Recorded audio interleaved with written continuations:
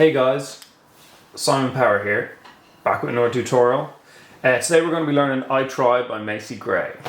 Okay, we're going to learn the verse, the pre-chorus and the chorus of the tune. We're not going to learn the bridge or the outro. I'm going to leave that for another lesson. Yeah, but we're just going to get into these parts. There's quite a lot in it. So, okay, I'm just going to play through it first, and then I'll break down for you what chords we're playing.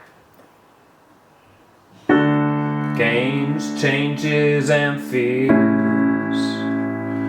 When will they go from here? When will they stop?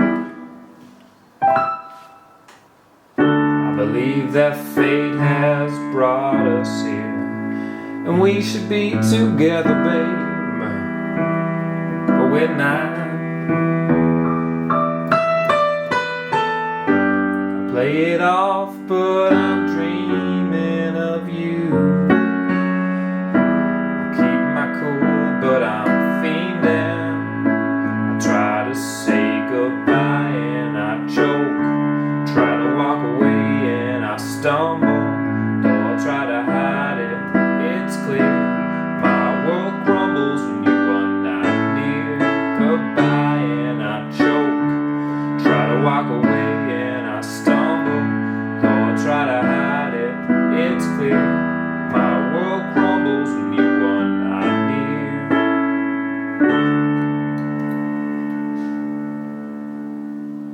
near. Okay, so after that we have a second verse, which is just a repeat of the first verse, and then another pre-chorus, and of course again they're just same chords repeated. Okay, so right, let's get into this. So okay, we're gonna start with the verse. Okay, I'm gonna show you. This is my funky little chart that I've made up for this tune. Okay, so we're starting with a D chord here. Okay, we're gonna voice that like this: D, F sharp, A,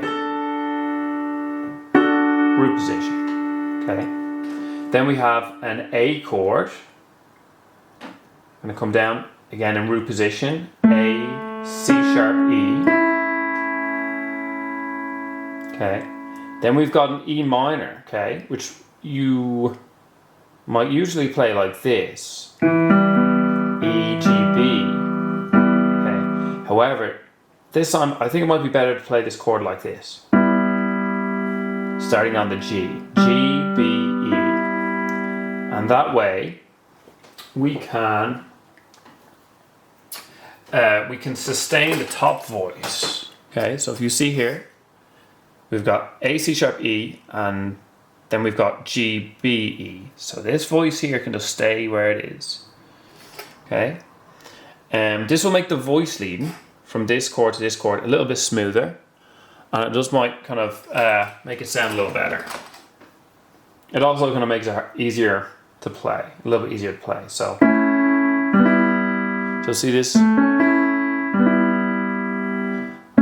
A, C sharp, E, G, B, E. Okay.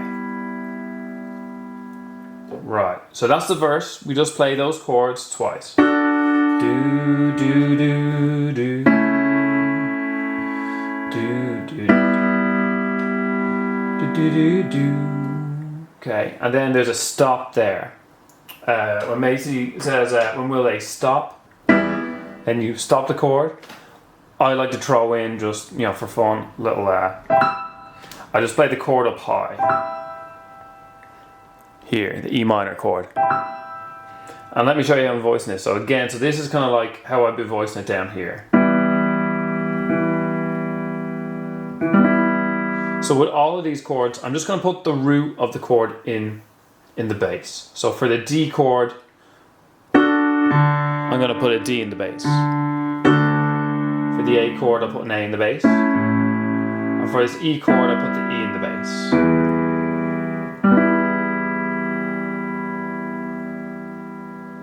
Okay. Right, so next we have the pre-chorus. Okay, so okay, let's just start with the right hand. So we've got B, G.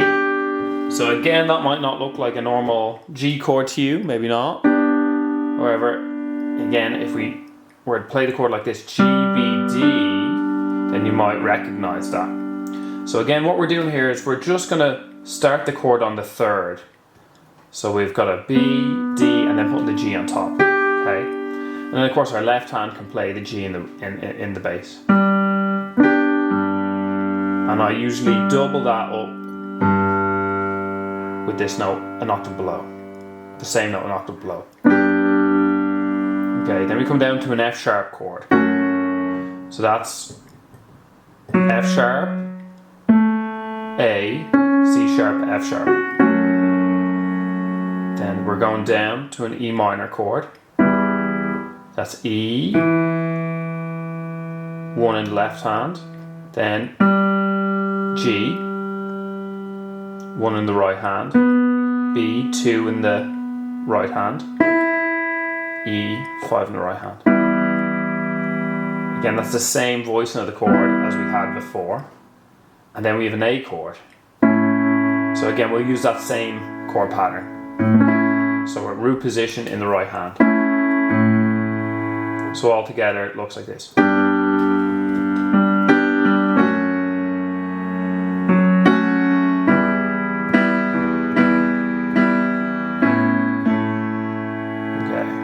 With a little bit of rhythm added on top of it.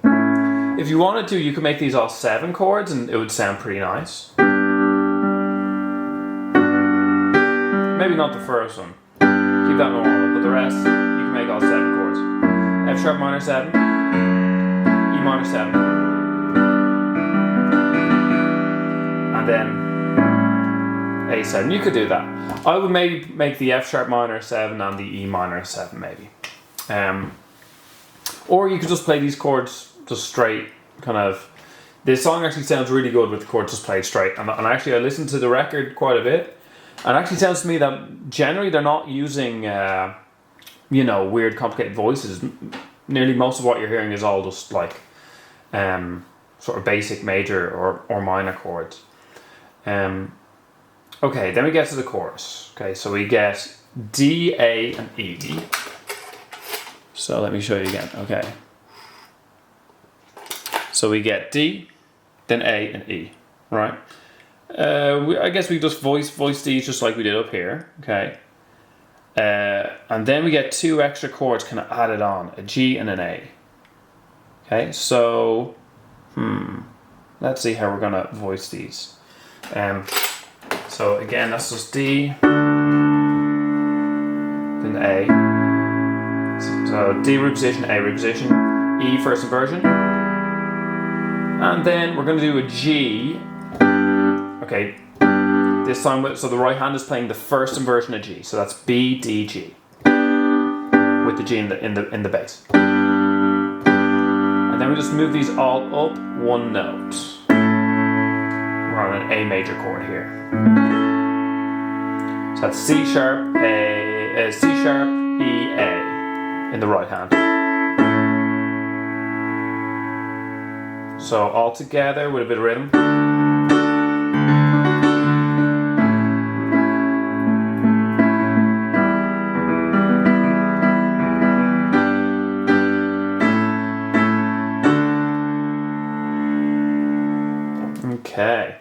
Okay, so alright, I got a couple of little bonus things for you. The first is a little riff. This sounds really good. Okay, this is like a nice kind of Motown sounding kind of riff, right? Real simple thing, but God, it just makes the whole record sound amazing. It does sound so much better. That's this. Okay, it comes in just at the end of the verse going into the pre-chorus. So, I believe fate has brought us here. We should be together, babe. But we're not.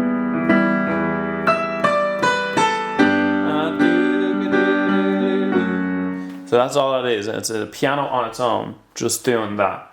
Okay, it's E in octaves. So you're just playing E in octaves. E, and then D in octaves, B in octaves, A in octaves. And then the trick is to have the pedal down. If you do it without the pedal, it'll sound like this.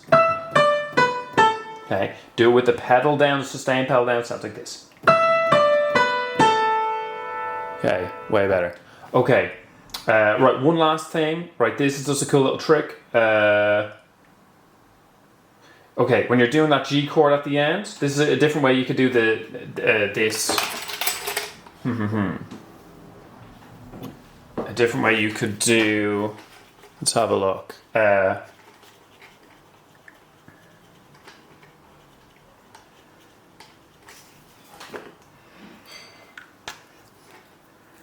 This change will be to have your normal G chord here. Okay, so B, D, G,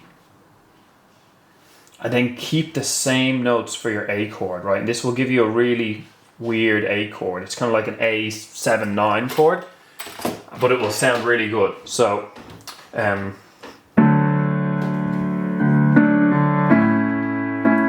to the E minor, and then the G.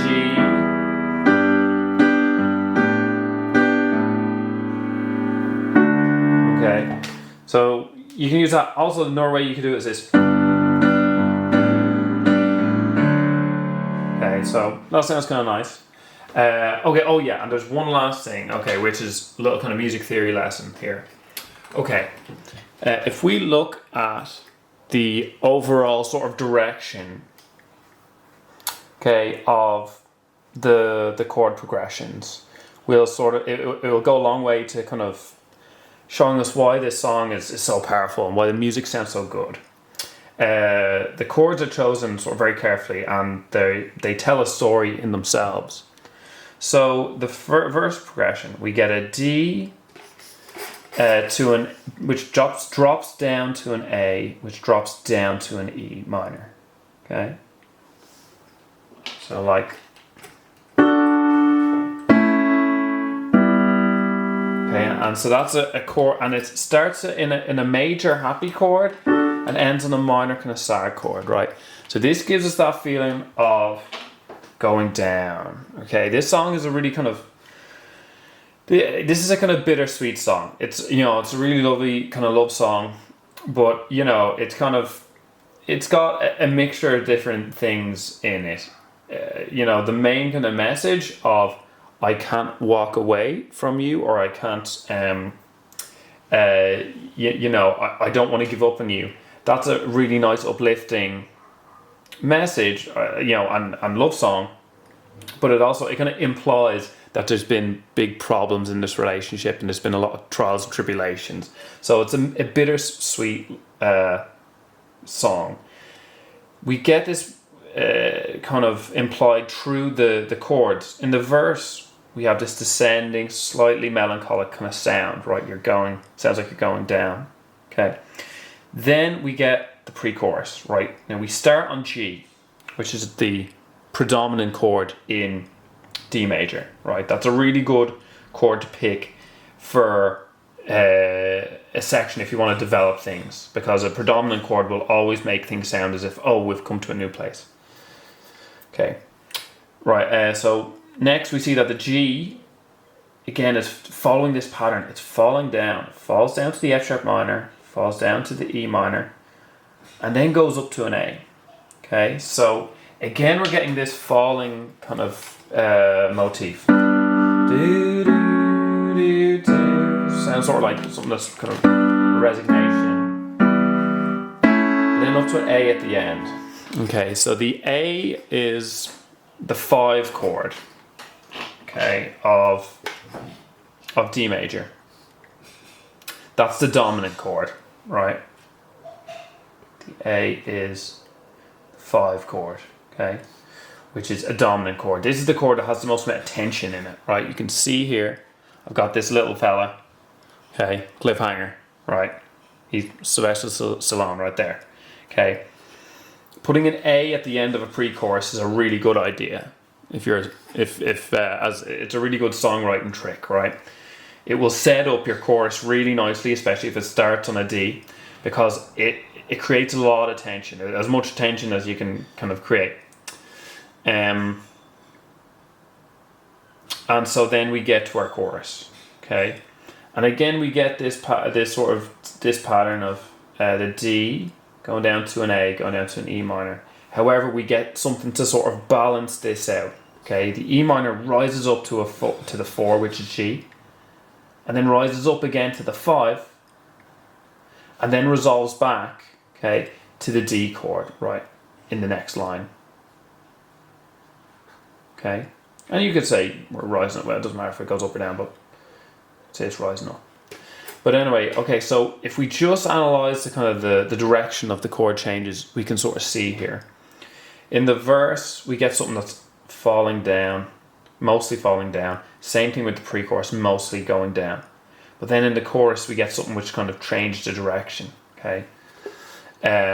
We also get a 4, the G is the 4, A is the 5, and then D is the 1, so we get a 4, 5, 1. Right, so that's kind of like the royal flush. If you know about chord progressions, the 1 is the tonic, and we really like to hear the 5 going to the 1. And what we really like to hear is a 4, 5, 1, because that's like, you know, harmonic function working at its where every all the chords are doing what they're supposed to be doing, so that generally creates a good feeling in the listener. Okay, so I think that's about everything in this section of the song.